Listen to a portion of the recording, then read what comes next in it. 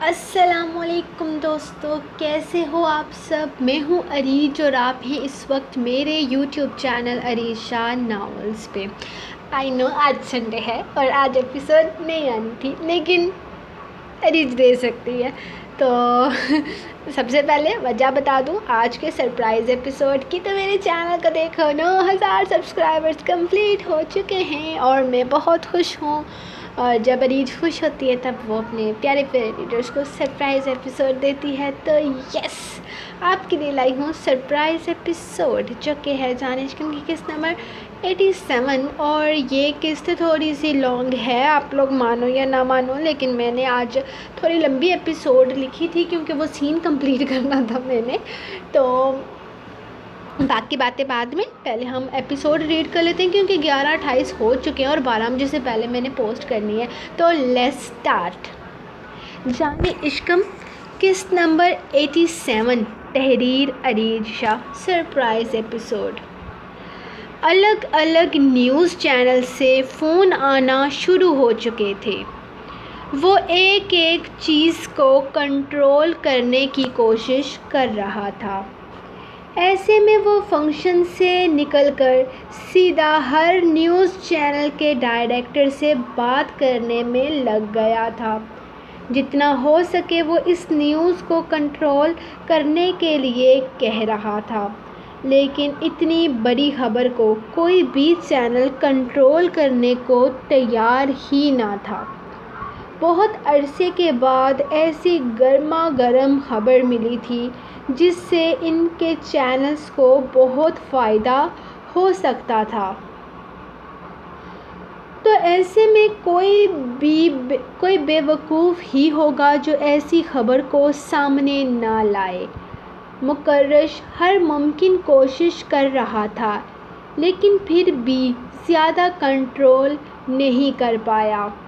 آہستہ آہستہ خبر وہاں موجود لوگوں کے موبائل پر رسیو ہونا شروع ہو گئی۔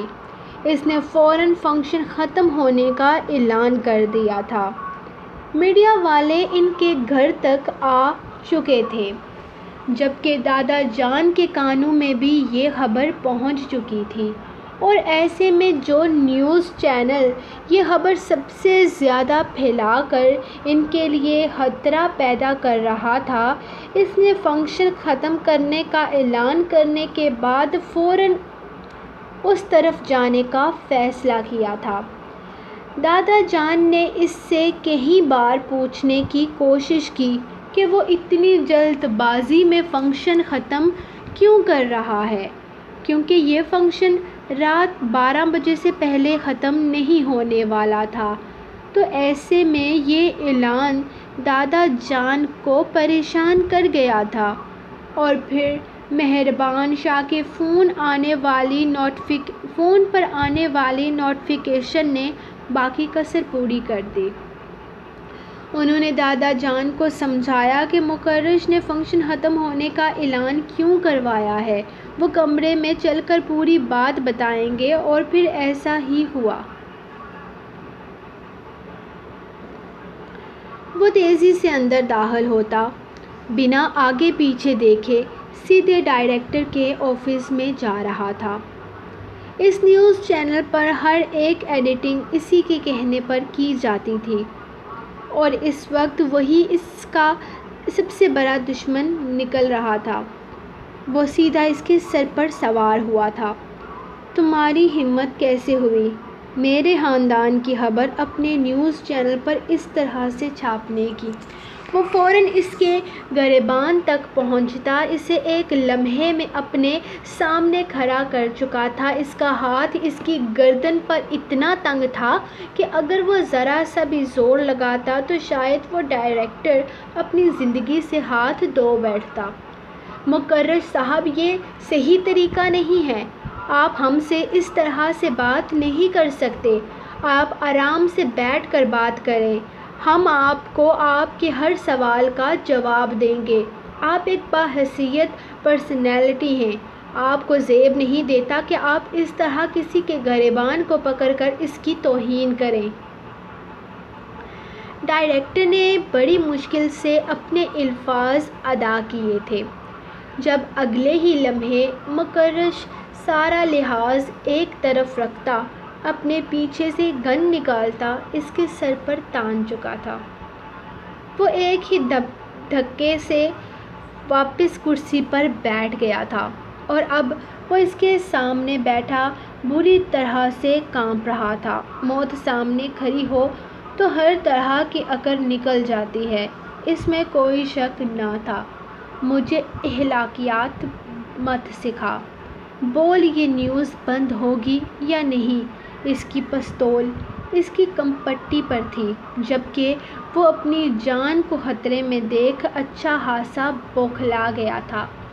آپ ٹھیک نہیں کر رہے مکرش صاحب، یہ غلط ہے، آپ اس طرح سے ہمیں دھمکا نہیں سکتے۔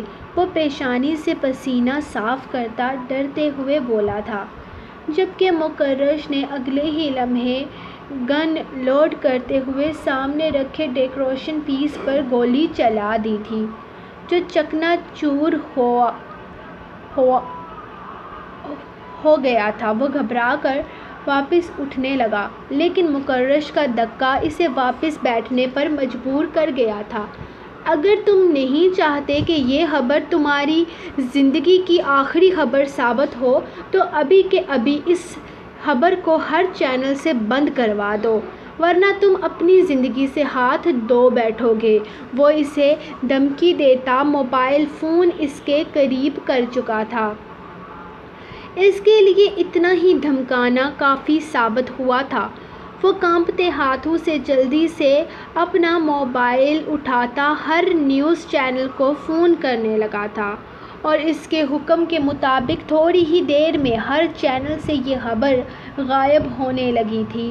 لیکن وہ جانتا تھا کہ اس کا اچھا خاصا نقصان ہو چکا ہے، اور اب اسے بہت سارے لوگوں کے سوالوں کے جواب دینے پڑیں گے۔ وہ اس خبر کو بند کروا سکتا تھا، وہ لوگوں کے منہ بند کر سکتا تھا، لیکن یہ خبر اس کے لیے کتنی زیادہ نقصان دہ ثابت ہو سکتی تھی، اس کا اندازہ بھی اسے بہت اچھے طریقے سے تھا۔ اب تو صبح کے ہر نیوز پیپر پر یہ خبر چھاپنے والا ہے کہ مکرش شاہ نے تیرے آفس میں آ کر تجھے ڈرایا، دھمکایا اور پتہ نہیں کیا کیا کیا۔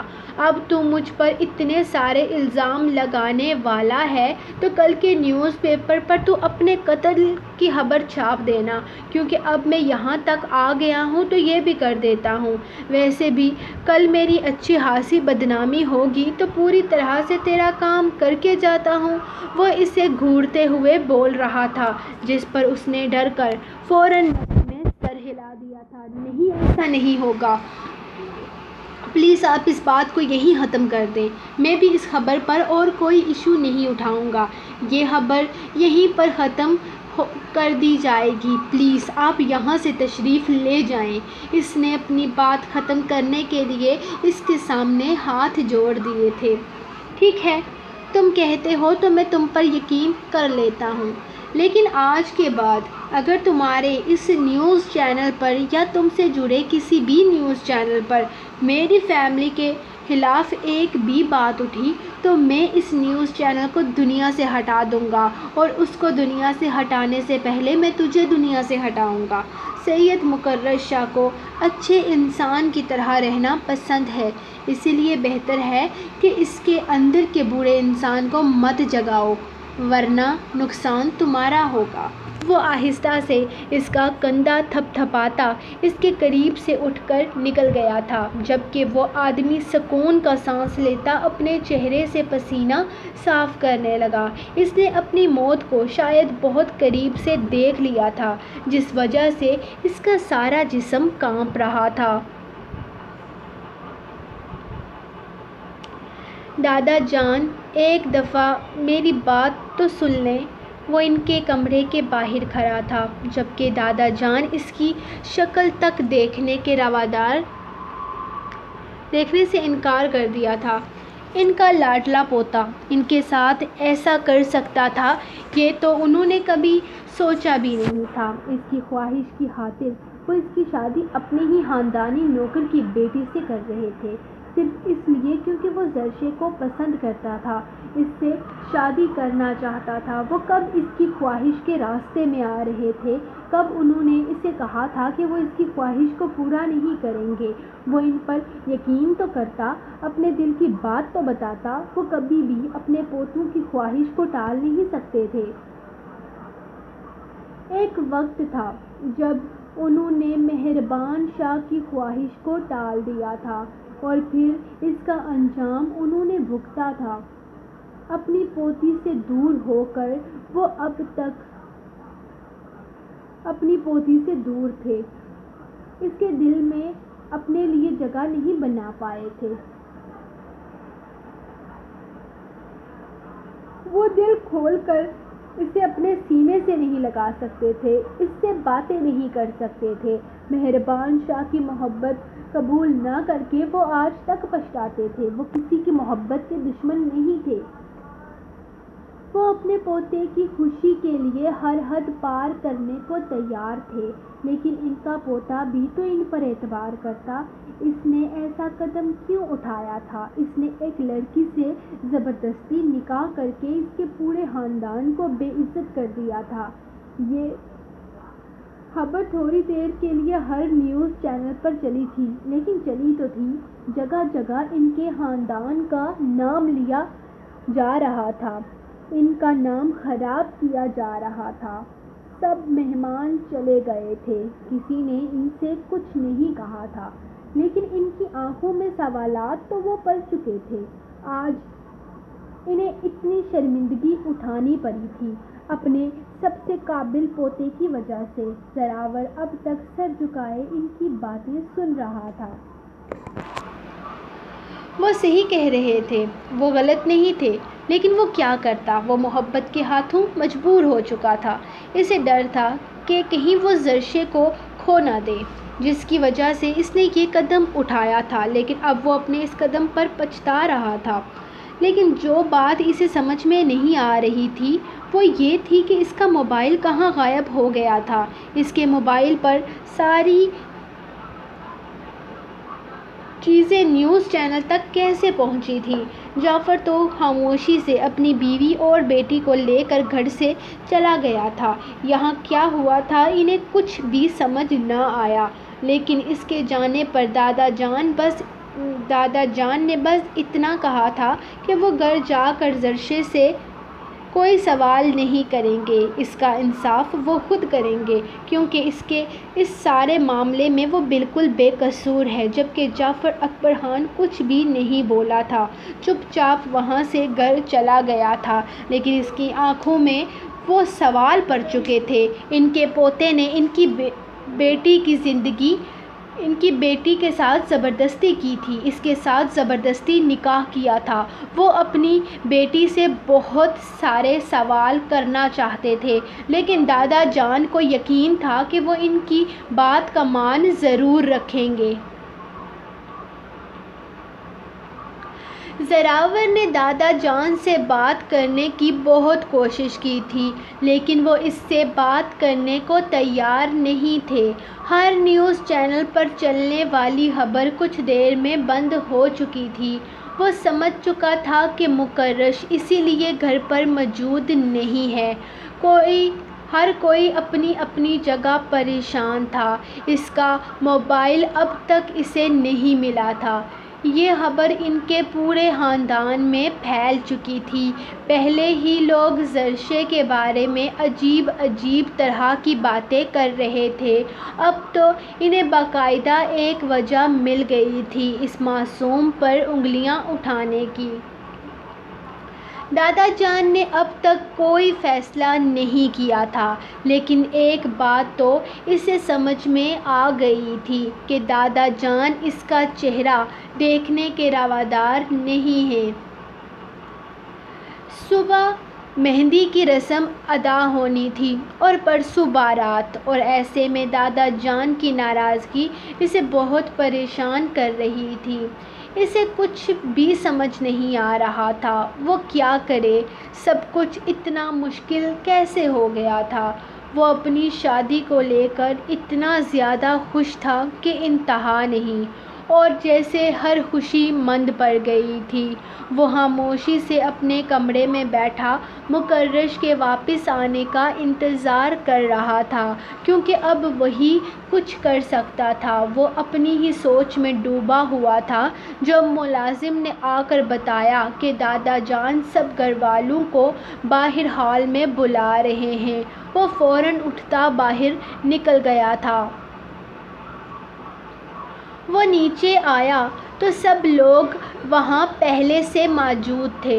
وہ بھی خاموشی سے ان کے پاس آ گیا تھا، جبکہ جعفر خان کے ساتھ زرشے اور ان کی بیوی کو بھی بلایا گیا تھا۔ یقیناً دادا جان نے کوئی بڑا فیصلہ کر لیا تھا۔ مکرش گھر واپس آ چکا تھا۔ وہ خاموشی سے ان کے سامنے کھڑا تھا۔ جعفر اکبر خان، ہم تم سے شرمندہ ہیں۔ ہمیں بالکل اندازہ نہیں تھا کہ ہمارے پوتے نے اس طرح کی کوئی غلطی کی ہوگی۔ ہمیں کبھی بھی نہیں لگا تھا کہ ہمارا پوتا کچھ ایسا کر سکتا ہے، لیکن اس ویڈیو کو دیکھنے کے بعد ہم بھی یقین نہیں کر پا رہے کہ یہ سب کچھ ہمارے پوتے نے کیا ہے۔ ہمارے پوتے مقدم نے پہلے یہ غلطی کی تھی جس کی سزا اس نے 4 سال تک کاٹی ہے، اور ایک ایسی ہی غلطی آج ہمارے اس پوتے نے کی ہے، تو انصاف سب کے لیے برابر ہے۔ ہم نے اسے 4 سال کے لیے گھر سے نکال دیا تھا، اور اب بھی ایسا ہی ہوگا۔ ہم زراور کو 4 سال کے لیے خود سے لا تعلق کرنے کا فیصلہ کر چکے ہیں، کیونکہ ہمارا انصاف سب کے لیے برابر ہے۔ دادا جان وہیں صوفے پر بیٹھے اپنا فیصلہ سنا رہے تھے، جبکہ مقدم زراور کو لگا جیسے اس حویلی کی چھت اس کے سر پر آ گری ہو۔ دادا جان، پلیز ایسا نہ کریں، میں آپ لوگوں کے بنا کیسے رہوں گا؟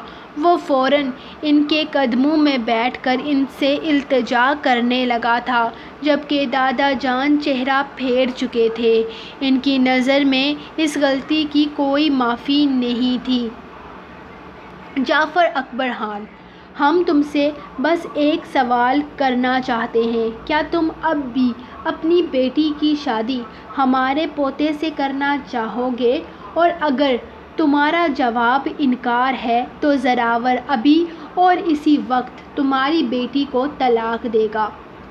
ہم وعدہ کرتے ہیں کہ ہم تمہاری بیٹی کے لیے زراور سے کہیں درجہ زیادہ قابل انسان ڈھونڈ کر اس کی شادی کریں گے۔ تمہاری بیٹی کے ساتھ کسی طرح کی کوئی زبردستی نہیں کی جائے گی، اس کے ساتھ کسی طرح کی کوئی زیادتی نہیں ہوگی۔ دادا جان بول رہے تھے، جبکہ یمنا اور چاچی بیگم سکون سے سن رہی تھی۔ جیسا انہوں نے سوچا تھا سب کچھ بالکل ویسا ہی ہوا تھا۔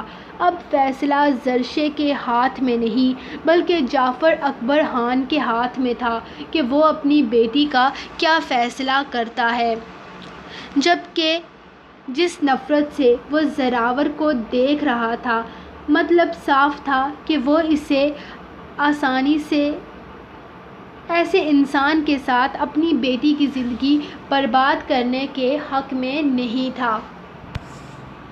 سو گائز، یہ رہی آپ لوگوں کی آج کی ایپیسوڈ نمبر 87، جو کہ سرپرائز ایپیسوڈ تھی۔ سنڈے کو میں ناول نہیں دیتی، لیکن میں نے پھر بھی دے دیا۔ میں نے کہا کیا یاد کرو گے یار، آپ لوگوں کے لیے سرپرائز ایپیسوڈ لکھتے ہیں، کیونکہ میں ویلے بیٹھی تھی، صبح سے کچھ بھی نہیں کیا آج۔